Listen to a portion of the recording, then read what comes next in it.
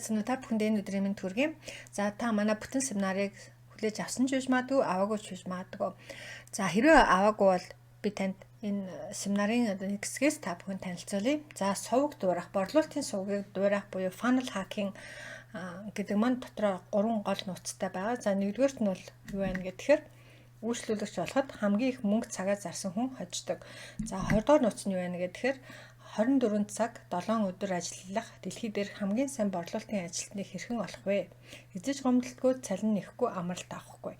За энийг танилцуулна. За 3 дугаарт нь өрсөлдөгчийн сувг руу яваа үйлчлүүлэгчийг хэрхэн өөрийнх нь сувг руу оруулах вэ? Тийм ээ? Оруулах вэ гэдэг энэ 3 чухал нууцыг та мэдээд авчих юм бол таны сувг найдвартай сайхан ажиллана гэсэн үг. За энэ удаад би та бүхэндээ энэ нууц 1-ийн талаар танилцуулъя. За нууц 1 маань үйлчлүүлэгч олоход хамгийн их мөнгө цагаа зарсан хүн хождог. За энийг бол би юугаар тайлбарлаж байна гэхээр би ер нь анх бизнес эхлэхдээ л ерөнхийдөө миний бизнес чинь үйлчлүүлэгчдээр л тогтсон шүү дээ. Тиймэр яаж олон үйлчлүүлэгчийг өөртөө татах вэ гэдэг дээр маш их анхаарсан байгаа. За тэгэхээр Facebook-ийн төлбөртэй зарлалт явуулна. Тэгвэл бол зүгээр ингээд явуулчих болохгүй нэг та мөнгө зарж байгаа юм чи ямар нэгэн зорилготойгоор зарыг явуулах хэрэгтэй тийм ээ. Эхний ээлжинд бол таавал яг нь пэйж дээр олон хүн цуглуулна. Дараа нь баг тэрнтэйгээ цуг бол яах вэ гэхээр одоо ямар нэгэн зар явуулахаар зорилгож байгаа бол энэ пэйж рүү орж бүртгүүлээрээ би танд тийм юмыг өгөх болно гэдээ амлах хэрэгтэй. Тэгэхээр эхний тэрний үйлчлэгээ бол төлбөргүй үйлчлэгээ байх хэрэгтэй. За би энэ та бүхэнд харуулъя. Хэрвээ та эхний үйлчлүүлэгчээ би тэр энийг бас та харсан байж магадгүй. Эхний үйлчлүүлэгчээ ингэж олохдоо мөнгө зарна гэж хэлсэн тийм ээ. За ингээд нэгэн толоод авсан үйлчлүүлэгчүүд яг нь танд дараагийн бизнест чинь таны дараагийн жилүүдэд орлого танд авчрах болно гэсэн үг. Тийм болохоор эхний ээлжинд бол та өөрийн гэсэн үйлчлүүлэгчтэй болохын тулд мөнгө зарах хэрэгтэй тийм ээ. За миний одоо хамгийн сайн явж байгаа одоо бизнес юу олдог тийм ээ. Одоо үйлчлүүлэгч олдог пэйж маань энэ байгаа. Энэ линк байж байгаа. Энэ линк. За тэгэхээр энэ маань яаж ийн гэхээр би бас нэг жижигхэн түүх бичээд эхлээд би бол яг хэрэг пэйж дээр төлбөргүй хичээлүүд оруулдаг байсан. Тэгээд тэр төлбөргүй хичээлүүд өөрийнхөө вебсайтн дээр байрлуулад тэгээд энэ линкээр бол яг нь бүртгүүлж ороод тэр хүн маань одоо энд ингэж нэр өгөөд тэгээд тэр нь имэйлээр автоматар тэр хичээлүүд нь ингэж очдог. Ийм болгож өгсөн байгаа. Тэгэхээр маш олон хүмүүс бүртгүүлсэн. Одоо та бараг итгэхгүй ах 70-80 мянган хүн тийм ээ энэгээр бүртгүүлсэн байдаг. За тэгээд тэр хүмүүс маань одоо чинь хэдэн 12 мянган лайктай 1.5 мянган комменттэй за 10 мянган та шеэрлэгдсэн байна тийм ээ. За тэгвэл энэ 2019 оны 9 сарын 7-нд анх энэ зарыг ингээд тавьсан.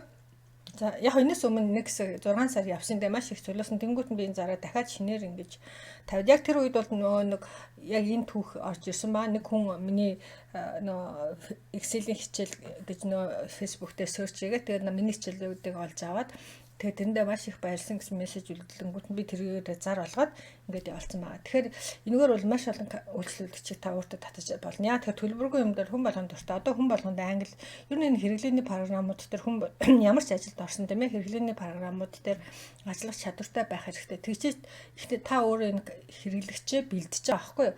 Тэгэхээр энэ процессыг та бол ялтчгүй хүлээх хэрэгтэй. Ингэж хүмүүсийг цуглуулж өөр дээрээ тийм ээ. Тэгэхээр би танад өгч хэлэх гээд энэ хэрэг ямар одоо энэ гадны хүмүүс энийг лид магнит гэж нэрлэдэг. Хүмүүсийг өөртөө ингэж нөгөө магнит гэдэг чинь бас хоромжон татах гэсэн үг шүү дээ тийм ээ. Тэхийн тулд та ямар нэгэн төлбөргүй юм авах хэрэгтэй. За тэр нь бол одоо ийм төлбөргүй сургалтууд байж болно. Яг хүмүүст хэрэгтэй нэг тийм юм энэ олоод яах нь. Тэгээд яг танаас ингээд төлбөргүй сургалтууд авсан хүмүүс дотор чинь ингээд өөр маш их value авч байгаа шүү дээ тийм ээ. Миний одоо энэ сургалтуудаас тэр хүмүүс аягүй юм сураад. За ер нь танаас би дахиад зөндөө юм сумаар байна гэдэг. Тэгээд дараагийн хичээлүүдэд тэр хүмүүс худалдаж авдаг байгаа.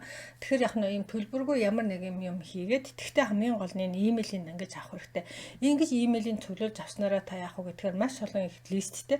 Тэгэл би нэг удаа ингээд тэр листүүд рүү нэг мэйл бичил. За би нэг тиймэрхүү хичээл гаргачлаа та нар тэр сонирчвал аваарай гэлтэнгүү тэрнээс маш олон хүмүүс худалдаж авдаг. Тийм учраас яах вэ гэхээр эхний ээлжинд би таныг яах нь цаг гарга тэр хүмүүс төлбөргүй ямар нэгэн юм мөх цаг гарга шүү яах нь тэрийг төлбөртэй цац. Би одоо энийг өдрийн 2 юм $1 цацдаг. Тэгэхэд л яах нь гэхээр маш олон үйлчлүүлэгчийг би өдөрт заримдаа 200 300 байсан. Тэгэл заримдаа тавьж байна. Янз бүрэл байгаа. Тэгэхээр маш олон үйлчлүүлэгч $200-аар та яах нь өөртөө татчихин. Тэгээд тэр хүмүүс чинь тийж чинь маш их юм бас яхаа энэ чинь зөндөө олон мэд хичээлүүд байгаа учраас тэр хүмүүс чинь сурна шүү дээ. Тэгээд ерөнхийдөө одоо яг сүүлд ингээд яхад бол би таны бүх хичээлүүдийг үзсэн надад маш их юм заасан. Би ер нь өөртөө одоо ихтэй болчихлоо. Би ер нь онлайн бизнес хийж чадах юм байна. Түүнээс бол өмнө нь би энэ маш их технологийн нарийн юмнуудыг ойлгохгүй англи хэлг болохоор бүр бүтэхгүй гэж бод ерөөсөй ордгүй байсан. Таны энэ хичээлүүдийг аваад ерөнхийдөө би чадах юм байна гэж өөртөө итгэл авсан гэд. Тэгээд миний дараагийн хичээлүүдийг бүгдийг худалдаж авч байгаа байхгүй. Тэгээд тийм жишээнүүд зөндөө. Тийм болохоор яхав гэхээр эхлээд та өөрөө хэрэглэгчийг бэлдэх хэрэгтэй. Тэр хүмүүсттэй яах нь үн цэн өгөх хэрэгтэй. Тэгжээ тэр хүн дараагийн хичээлүүдийг дараагийн ганцхан хичээл хийхгүй шүү дээ. Дараагийн ямар ч одоо бүтээгдэхүүн үйлчлэл яах нь санал болгож болно. Тэгэхээр энэ өөрийн гэсэн юм үйлчлүүлэгчтэй өөрийн гэсэн имэйлийн листтэй болох бол онлайн бизнесийн хамгийн том нөөц. Тэгэхээр энэ үйлчлүүлэгчийг олохын тулд хамгийн их цагаа хамгийн их мөнгөө зарсан хүн л хождог. Онлайн бизнес таждаг. Онлайн гэлтгүй тийм ээ офлайн бизнес дээр ч гэсэндээ олон үйлчлүүлэгчтэй бизнес л хамгийн сайн явдаг шүү дээ. За ингээд энэ хичээлийг дуусгая. Баярлалаа.